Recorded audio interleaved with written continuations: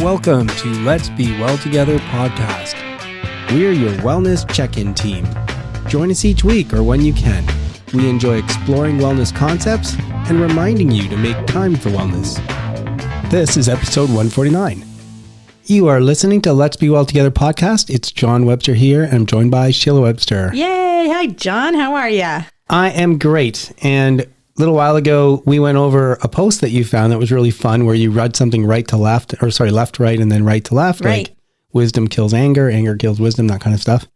And you had pointed out you'd found another one that I thought was really neat, so maybe you could let me know about it. Okay, so I'll read it through for you. Things we can do at the exact same time.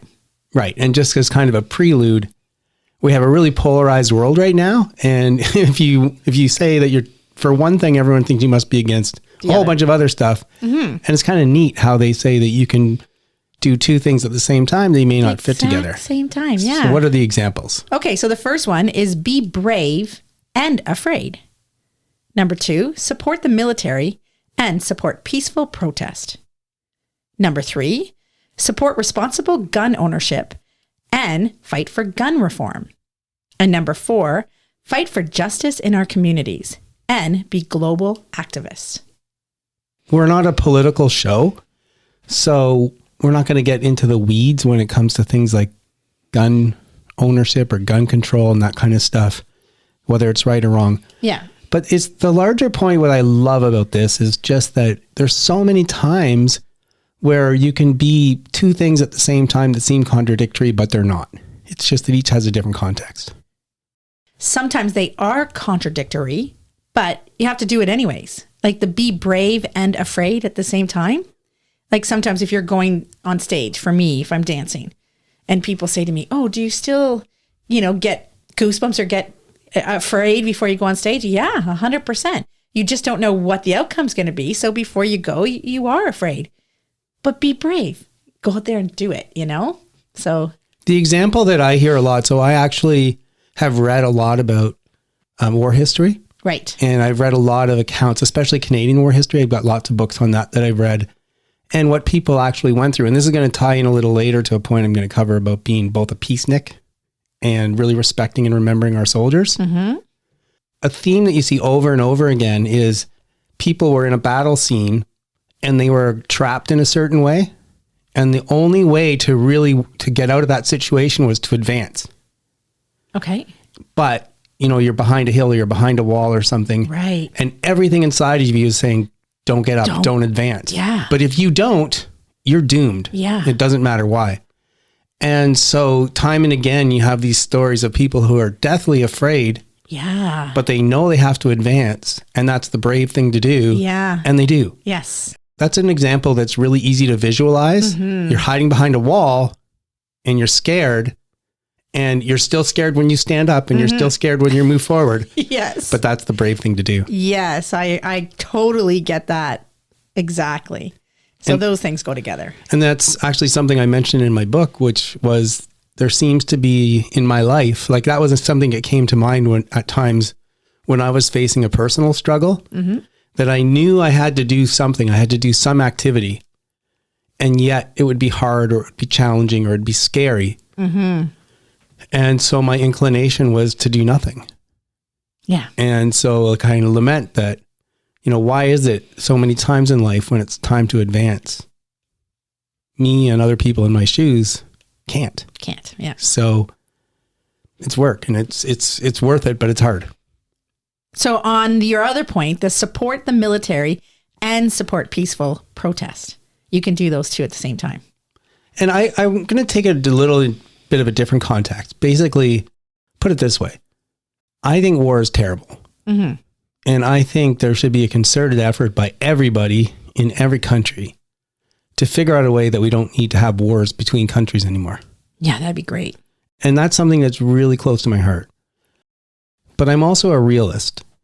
Let me take a different analogy, which is criminal law. It would be nice to think that everybody has a nice perspective and we're all trying to be happy and live together in peace and help each other. The reality is there's so many different people in the world. And there are, I'll take an example not from the real world. There's Voldemorts out there. Mm-hmm. There are people who want money, power, They want to hurt people. They get joy out of hurting people, or they get joy out of stealing, or they don't think it's wrong to steal. And that's the reality of the world we live in. And as long as there are people out there who are going to commit crimes, we need police and a justice system to protect us. Unfortunately, where we've developed so far, maybe an evolutionary process or not, there are still countries that are going to attack neighboring countries.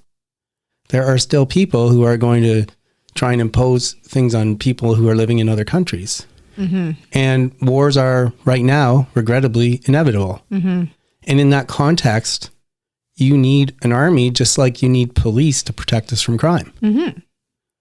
I feel like I can get both hope and work and press for world peace and do my part to whatever extent that is so that people stop going to war with each other, but also support the military because as things stand, we need their protection. And in that context, I'm a really big proponent of Remembrance Day. Me too. Remembering soldiers who made sacrifices, whether they died or not. You know, everyone who went to war made huge sacrifices.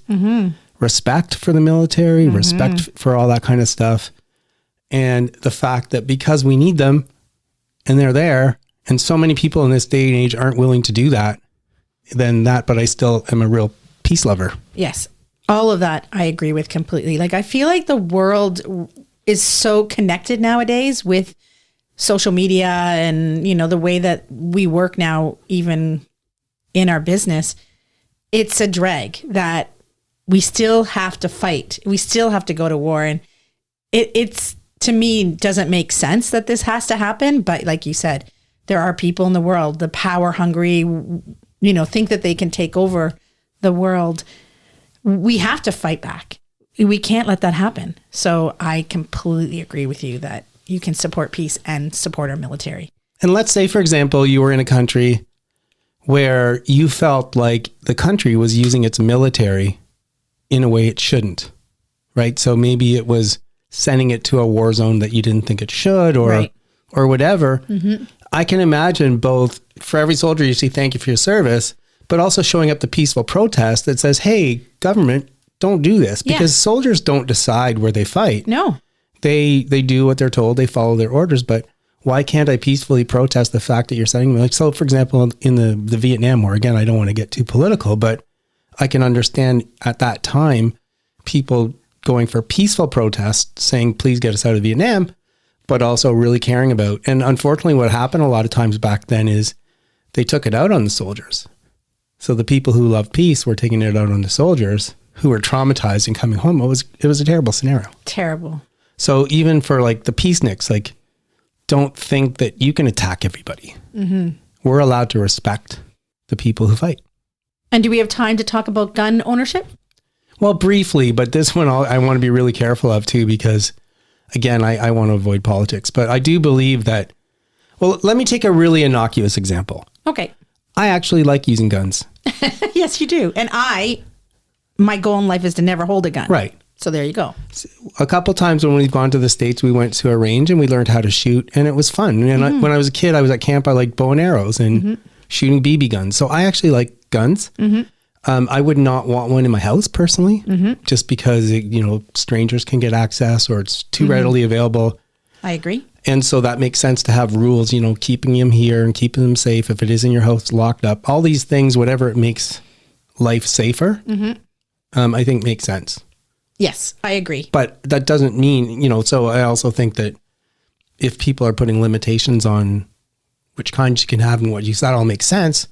But that doesn't mean that people who want to use them, especially people who live in the country, need them for farming and hunting. That's and all what I was going to say. For farming and hunting, I completely agree. Whether everyone needs a gun in their house, these are different things. But yeah, and I totally understand why they'd want that, and I want to help them too. Yes, so I agree. So you can do a lot of things that on their face seem contradictory, and I don't know. Just one of the messages, hopefully, we're sending is let's forget about all the polarization that's happening right now. Just because person's X doesn't mean they're everything X. Exactly. Yeah. So there you go. I agree that you can be X and Y at the same time. Guests are giving their time, expanding our minds. Today's interview is in the categories of mental, physical, and financial wellness. Gord Harris is a leading personal injury lawyer. He'll help us understand what is meant by a no-fault accident benefits insurance regime, how it connects to people injured in motor vehicle accidents in Ontario, and how psychological impairments are considered in the no-fault regime. Welcome, Gord. Thanks for having me, John. Gord Harris grew up in Waterloo. He obtained an arts degree at Wilfrid Laurier University, then a Bachelor of Laws and Masters of Business Administration degrees at the University of Alberta. He worked in Alberta for 7 years, then came back to Ontario. And his firm is located in KW. It's a highly respected personal injury firm where he, his partners, associates, and colleagues help people from all walks of life, typically acting against insurance companies or other corporate defendants. And he's dedicated to helping address issues and problems faced by people who've been injured because of others or denied benefits from their insurer. He takes satisfaction in knowing that he's helped someone find acceptable resolutions during a difficult period in their life. And Gord gives back to the community in many ways. He's married and the father of 3 beautiful daughters. So Gord, some of our chat is going to be a bit technical today, but that's okay. And it's also important to note that we're talking about how the law works in Ontario, Canada. There may be similarities, there's probably differences, but people need to know that different jurisdictions have different rules, whether provinces, states, or countries, etc. So with that said, let's start with a question. What are no-fault accident benefits? Well, John, in Ontario, it's a mandatory part of every motor vehicle insurance policy. So if you purchase motor vehicle insurance, you own a vehicle, you own a motorcycle, you own a truck, you own anything, you're required to pay additional premiums to get what we call no-fault accident benefits coverage. And the idea behind that is that if you get hurt in a motor vehicle accident, you will have access to immediate help. Now, whether that's some modest disability benefits or, for the most part, help with your physical and psychological recovery so you can get back to work and your activities of daily living, that's what it's for. So it used to be the case here in Ontario, and it's still the case in many jurisdictions across North America, that there are no benefits that you can access right away. So if someone else has caused the accident, you have to sue them and you have to wait for a settlement, and that might take years. And in the meantime, nobody's helping you unless you have your own resources, whether that's employment benefits or your own personal healthcare policy. Okay, and the concept, I think, in terms of no fault, in part, is that it doesn't matter whose fault it is. You're going to be able to get access to help right away. That's right. So this part of the premium, it doesn't matter whether you cause the accident. It doesn't matter whether somebody else causes the accident. It doesn't matter whether you're a passenger, a pedestrian, a bicyclist. You could be rollerblading down the sidewalk. If you're hit by a car or you're hurt by a car or a motor vehicle of some sort, you can claim for these benefits. And there's a path for just about everybody who's hurt by a motor vehicle in Ontario to access these benefits, even if they don't have their own policy.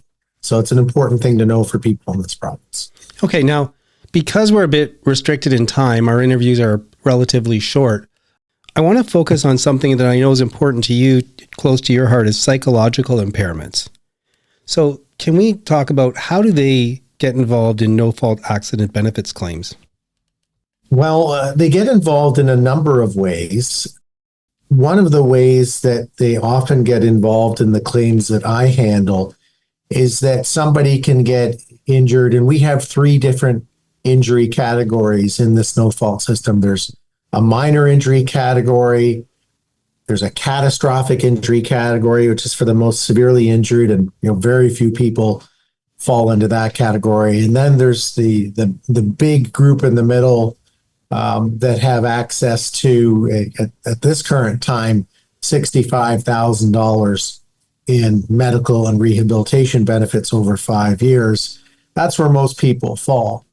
But the government, about, I'd say 15 years ago, created a minor injury portion where if it's a typical soft tissue or whiplash injury, then you're capped at $3,500 in benefits.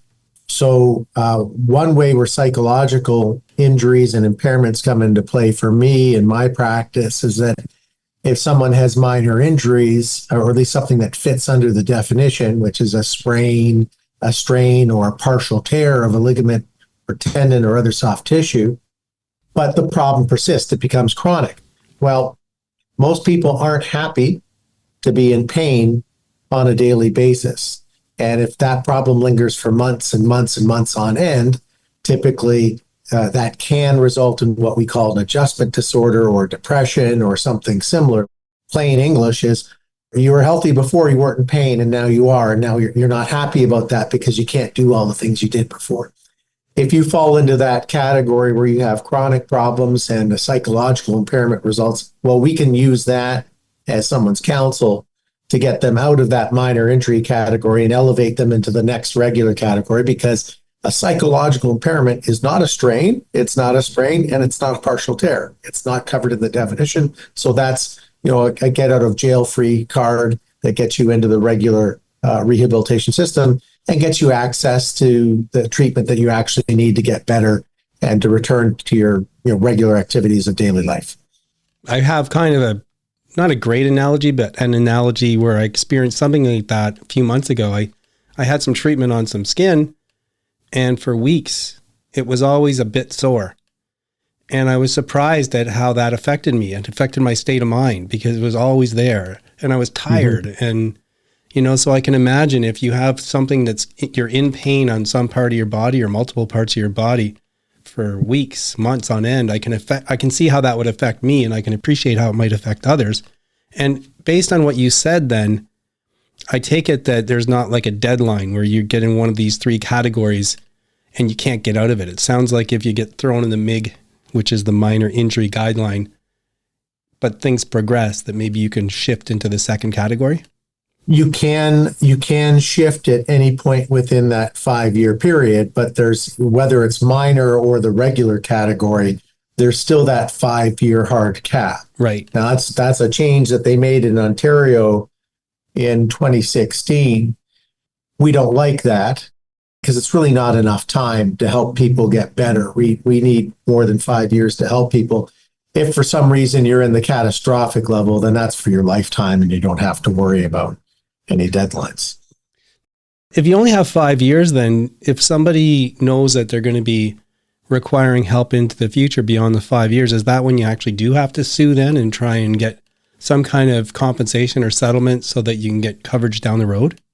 Well, if you have a significant enough claim in Ontario, at least, you can still sue if someone else is at fault.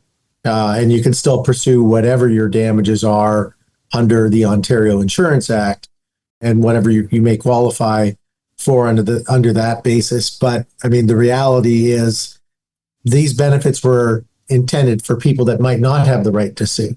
Okay. So if you want to get out of the minor injury guideline and you want to get more help, then it's best that you do that as soon as possible and get appropriate legal advice. That's a great point because, maybe I'm the one who caused an accident. I'm the one suffering, and then I'm capped at 5 years.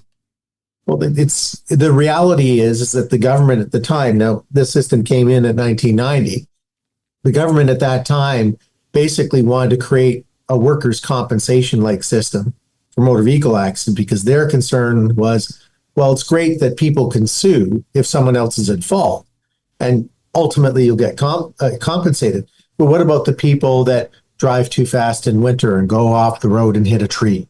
Or what about the person who's, changing their tire and the jack fails and the car lands on them and crushes their shoulder and they'll never work again? How does that person pay for their mortgage or their groceries or anything else? So that's the idea behind this, was to make sure that at least the people that were hurt by cars had a basic social safety net, even if they didn't have someone to sue. Now, the government's been eroding this system since 1990, and it's not what it used to be. And from what I've learned in the last few days, they're making more changes in 2016 or 2026 that are going to make it even worse. But it's better than nothing. And that was the idea. I mean, before 1990, if you caused the accident and you were never going to work again, or you had very serious injuries, you were left to your own devices. You had no one to turn to. Now, you have helped so many people, and I know that you've thought a lot about psychological injuries. Based on your experience, where is our no-fault accident benefits regime discriminating against psychological impairments? This is a problem that I've been dealing with on a few files. And there's some parts of our regulations that haven't been amended since 1993, which is scary when you think about it. And for those of us living in Canada and in Ontario, there's been a campaign that's been going on for about the last, I'd say, 7 to 8 years with Bell, the Bell Let's Talk campaign. So one good thing they've done is that they've gotten psychological illnesses and impairments into the general conversation with all Canadians, and getting people thinking about it and trying to make sure that it's not the stigma that it used to be. We have provisions in our no-fault accident benefits regime that are meant for the family members of people that were seriously injured in any sort of car accident. So imagine you're married, you have children, and your spouse is horribly injured. They might be paralyzed. They might have a serious head injury. Your life's never going to be the same. Your family's life is never going to be the same. And because of those horrible and serious changes in your family's life, you begin to get depressed, or you have an adjustment disorder, or you start suffering from anxiety or stress, Which because is your financial situation has changed. Yeah, it's really easy to understand how that could happen. So we have provisions for immediate family members of victims so that they can apply for their own no-fault accident benefits. So you might not be in the accident. It might be your family member that gets hurt. But if you start developing psychological illnesses or impairments, then you can apply so that you can get treatment for your problems under the same category, the $65,000 over 5 years. So that's great if a loved one has suffered a physical injury. But we still have a regulation on the books from 1993 that hasn't been changed that restricts this immediate family member claim for people whose immediate family members have suffered physical injuries only. It doesn't account for psychological impairments. So I have a situation right now, which I'm considering bringing a charter challenge here in Ontario on, where my client has suffered a purely psychological injury that was serious enough to get this person into the catastrophic category. So this person has basically been diagnosed by her insurer with a significant problem that will prevent her from living anything close to a normal life on a purely psychological basis. But this regulation prevents her family members from accessing their own accident benefits because she hasn't suffered a physical injury.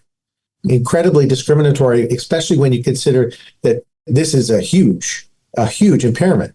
And the whole point of the Let's Talk campaign and all of the efforts that many people have made to increase psychological awareness, including yourself, of course, completely ignored, because this regulation hasn't been changed since 1993. So the irony is, somebody could have a relatively simple injury like a broken wrist, and their family members could access accident benefits, but not the family members of the person who has a catastrophic psychological impairment. Just for background, and I know I'm getting technical here, for someone to have a catastrophic impairment on a purely psychological basis in Ontario right now, you have to have a marked impairment in 3 out of the 4 spheres of psychological function. Well, what does that mean? It basically means that you're not able to function in most of your life in any meaningful psychological way. You can do a little bit of things here and there, but for the most part, you're non-functional. And that's what these family members are dealing with, and that's what they can't get any help for. I think it's incredibly unfair. Yeah, and it sounds like, too, like you could even have a situation. So a lot of times it's an insurance company who's either making you prove or disputing whether there's a psychological injury.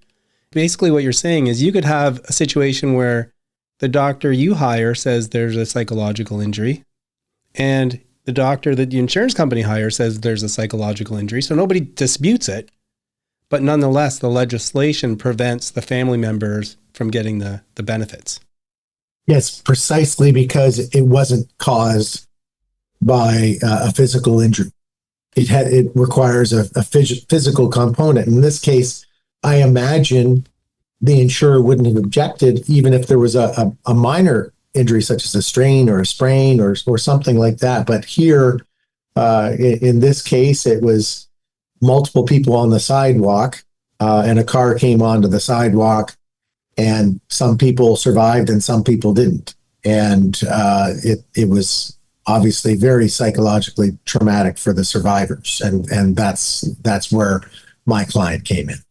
Yeah, and just for a little bit of context for people who live outside of Canada, when Gord said he's thinking about a charter challenge, what that means is we have a Charter of Rights and Freedoms, and it says, among other things, that the government can't put legislation in place that discriminates in certain grounds.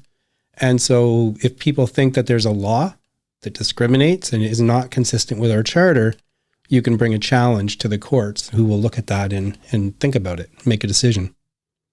Okay, well, I'm a lawyer, so I'd love talking about this even more, but we're running out of time. So there's a question I ask every guest, Gord, but just before I turn to that question, is there anything else that you wanted to go over today in the context of what we're talking about?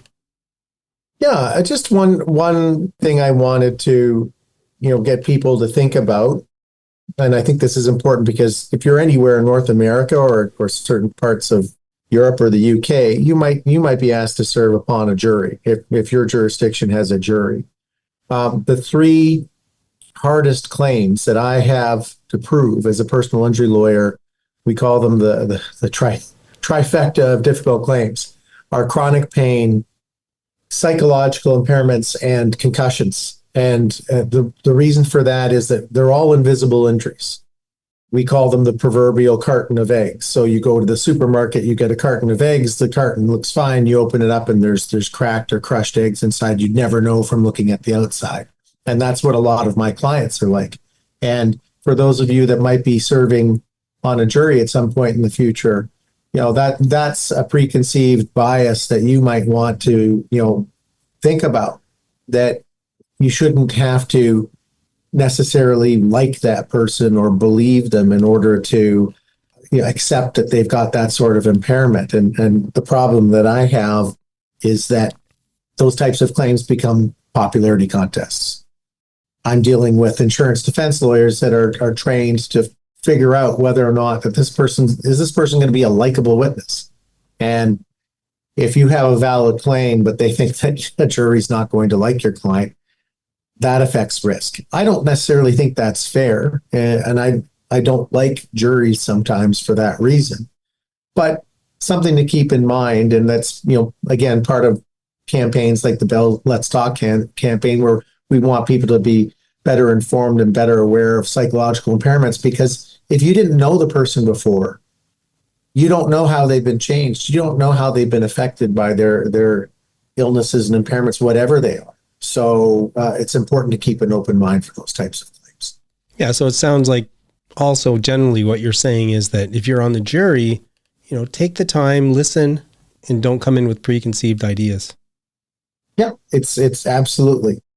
It's hard for us to teach a jury everything about that person's life in 1 or 2 weeks. Keep an open mind.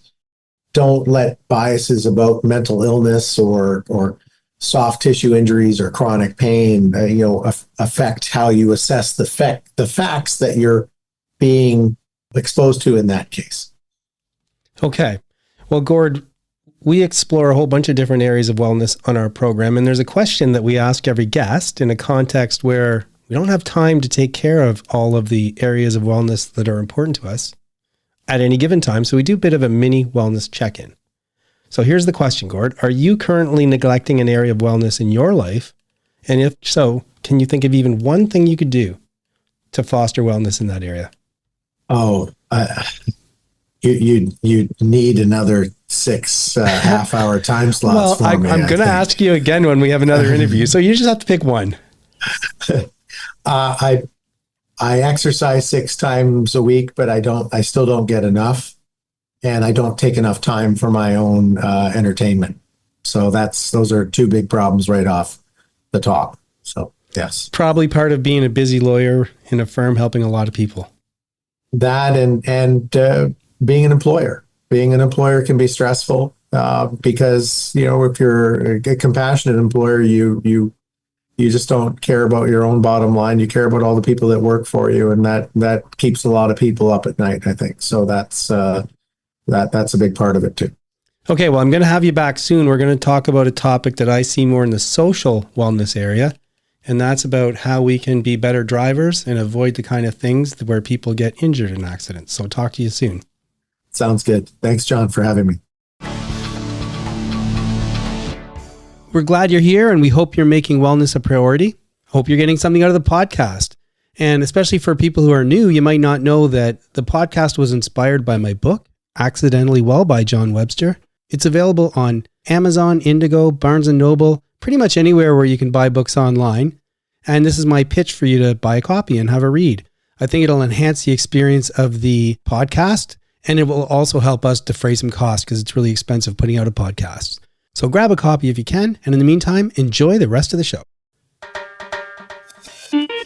Move that body like we're meant to do.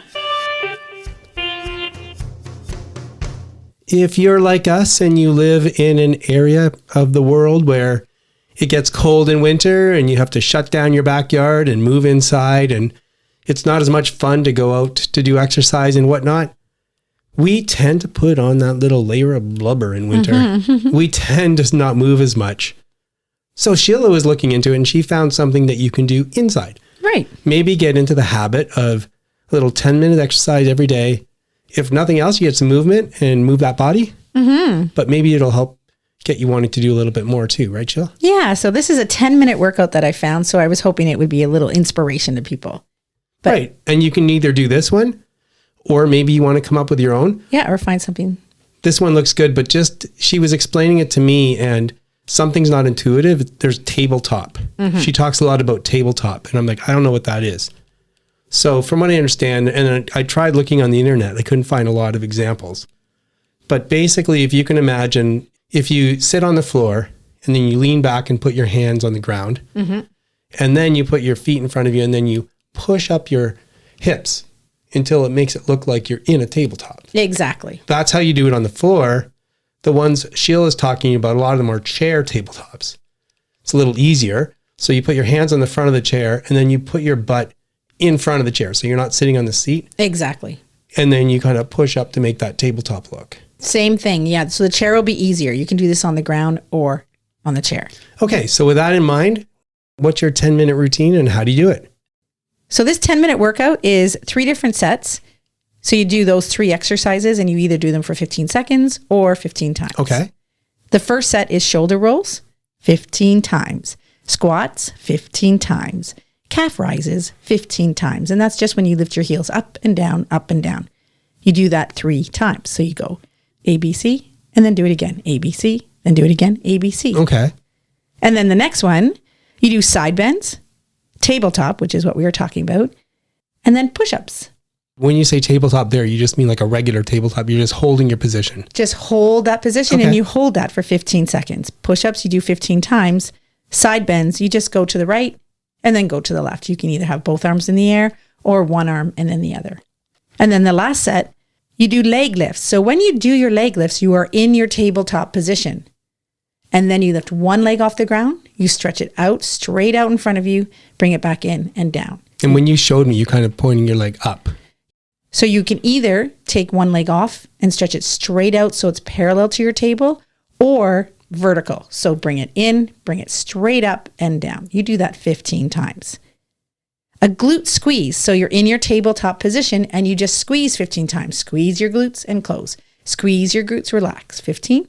And then the last one is just a bend, a forward bend, and hold that for 15 seconds. And then do those 3 again. And that's 10 minutes done.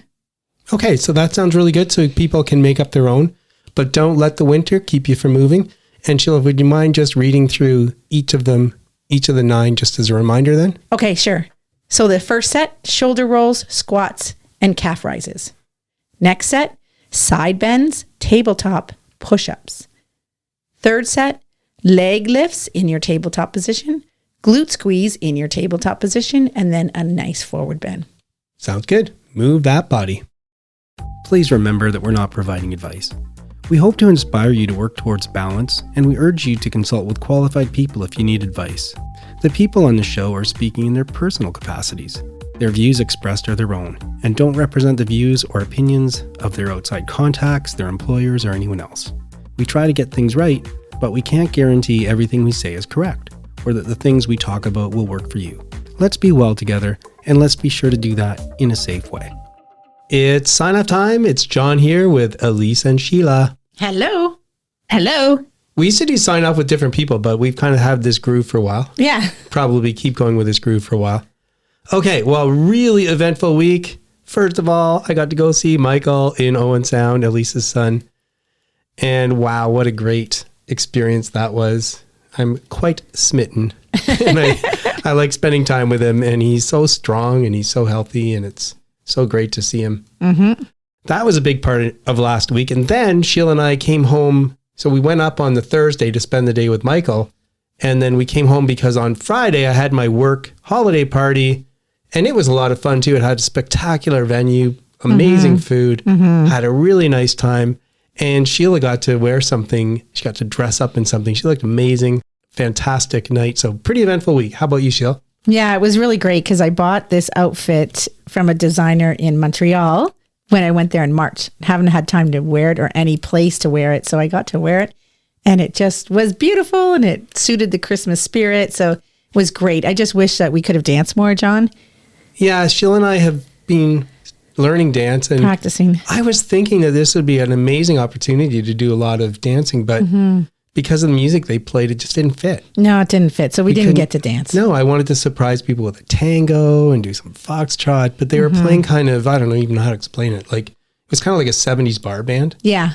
And nothing really fit. Twisting and shouting, that type of feeling. Anyway, so that went well. And then I actually got to fix Alex's coat today. So that was fun because he came over to put on the winter tires, thank goodness, because it's starting to snow.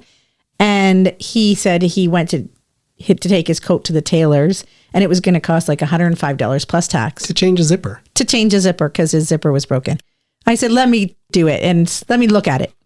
So whoop, an hour and a half later, it's fixed and back at Alex's apartment. So I'm so proud of myself. For people who don't know, Sheila is a whiz with a sewing machine. Yeah, and I tend to do things right away. I don't like to wait. So $4 later, coat is fixed. I'm very impressed. Me too. What's new with you, Elise? Just living life with Michael. Yeah. Every day is different and every day is an adventure. But I think the biggest highlight of my week was going to a baby group, like a baby and mom group. So I got to do baby and mom yoga, and I got to meet some new moms, and that was really nice. I think it was just nice to be able to chat with other people to see how things are going with their baby. And I got to see a lot of babies at different stages.